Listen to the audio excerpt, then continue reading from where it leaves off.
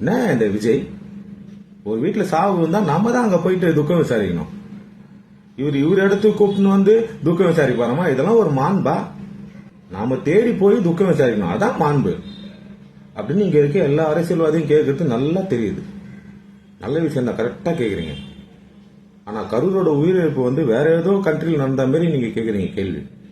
நம்ம ஊர் தமிழ்நாட்டில் தான் நடந்திருக்கு. நமக்கு எல்லாருக்கும் தெரிஞ்ச ஒரு பிரச்சனை தான். ஒரு பாதுகாப்பு குறைபாடையும் ஒரு அலட்சியத்தாலையும் நடந்திருக்கு. இப்போ விஜய் அவர்களோட பாயிண்ட் ஆஃப் இருந்து யோசிச்சு பார்த்தா ஒன்னே ஒண்ணுதான், அந்த கரூர்ல பாதிக்கப்பட்டவங்களை சந்திக்கணும்.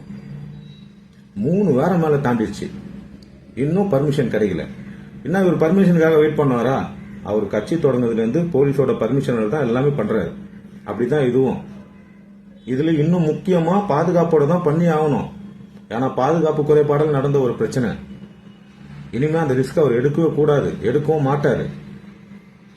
முறையான அனுமதி பாதுகாப்பு கொடுப்பீங்கன்னு வெயிட் பண்ணாரு, கிடைக்கல. இவ்வளவு நாளா கிடைக்கல. அப்ப என்ன பண்ணலாம்? துக்கம் விசாரிக்கணும், அங்கேயும் போக விட மாட்டீங்க. என்ன பண்ணலாம்? எது பாதுகாப்போ, எது நல்லதோ, எது சரியோ பார்த்து ஒரு இடம் பிக்ஸ் பண்ணி இப்ப மீட் பண்ண போறாங்க. அதுல உங்களுக்கு என்ன எரியுது?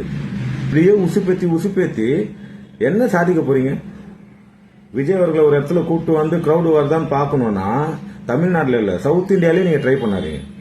எங்கன்னா ஃபாரின் கண்ட்ரிக்கு போயிட்டு செக் பண்ணுங்க கிரௌடு வருமா இல்லையான்னு. இங்க வேணாம்.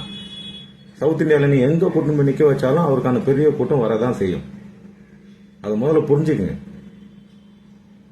துக்கம் விசாரிக்கிறாங்க, அவங்க துக்க வீட்டில் வந்து வரவங்களுக்கு விருப்பம் இல்லைன்னா அவங்க வரமாட்டாங்க. உங்களுக்கு என்ன? ஒரு கட்சிக்கும் பாதிக்கப்பட்டவங்களுக்கும் நடக்கிற ஒரு விஷயம், நடுவில் நீங்க என்னமோ ஹீரோவாக பாக்குறீங்க.